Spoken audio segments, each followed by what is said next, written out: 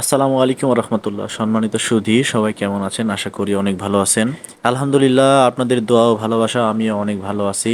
আমার হাতে দেখতে পাচ্ছেন একটি 4 step charging system DSP pure sine wave IPS এর পিসিবি কমপ্লিট হচ্ছে। মোটামুটি রেজিস্টার গুলো সব মোটামুটি আপনার 80% কমপ্লিট হয়ে গেছে। আর হচ্ছে 20% কমপ্লিট করলেই বোর্ডটি ওকে হয়ে যাবে। তো আমরা যেভাবে আইপিএস গুলো তৈরি করি, তো পার্ট টু পার্ট আমরা প্রত্যেকটা ভিডিওতে ইনশাল্লাহ দেখাবো। আর বিশেষ করে হিটসিং গুলো ছিদ্র করার জন্য আমরা এরকম একটা ছোট্ট গাছ ড্রিল ব্যবহার করি। এটা চাইনা ড্রিল। এটা যেরকম দাম নেয় তে আপনার এই দামে বড় গাছ ড্রিল মেশিনগুলোও পাওয়া যাবে। তো আমি ছোটটাই নিয়েছি, এটার সাউন্ড কম, বিদ্যুৎ খরচ কম। আর আমার এই ছোটটাই আমার পছন্দ, এই জন্য এটা আপনার স্পিড কম বেশি করতে পারবেন এবং সুইচ অন অফ করলে এটা ঘুরবে। তো আমরা মূলত এই ড্রিলটা দিয়েই হিটসিং গুলো ছিদ্র করি, যার কারণে আমরা একুরেট করতে পারি।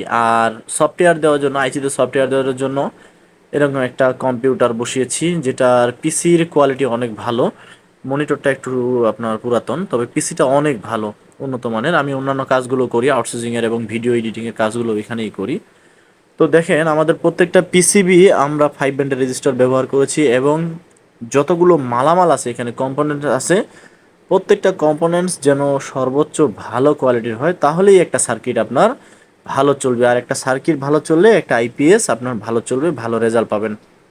তো এই জন্যই আমি সবাইকে বলি যে আপনারা যারা পিসিবি বা ডিএসপি বোর্ড ক্রয় করেন, দেখবেন যে 5 ব্যান্ড রেজিস্টার দিয়ে তৈরি করা কিনা, তারপর মসফেট কেমন দিয়েছে, প্রতিষ্ঠানটি কেমন, সবগুলো যাচাই মাচাই করেই কিন্তু কমপ্লিট বোর্ডগুলো ক্রয় করা উচিত। তো আলহামদুলিল্লাহ, সারা বাংলাদেশে এখন এই বোর্ড, এই পিসিবি গুলো দিয়ে সবাই কম বেশ সার্কিট তৈরি করতেছে। তো আমিও এখন সার্কিট মোটামুটি ভালোই কমপ্লিট করতেছি আপনাদের দোয়া ও ভালোবাসায়। যাদের সার্কিট লাগবে আপনারা আমাদের সাথে যোগাযোগ করবেন, এবং কমপ্লিট আইপিএস বোর্ড লাগলেও আপনারা আমাদের সাথে যোগাযোগ করবেন।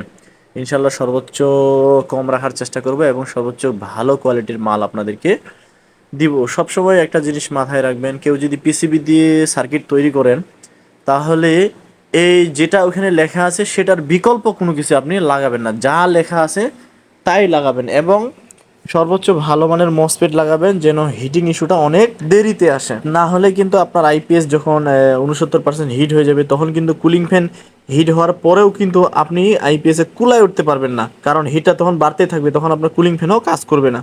অতএব আপনার মসফেট, অল্প মসফেটের মধ্যে ভালো মসফেট লাগালে আপনার আইপিএসটি ভালো চলবে। তো আজকের ভিডিওটি এখানেই শেষ করছি, দেখা হবে নতুন কোনো এক ভিডিওতে। সেই পর্যন্ত ভালো থাকেন, সুস্থ থাকেন। আসসালামু আলাইকুম রহমতুল্লাহ।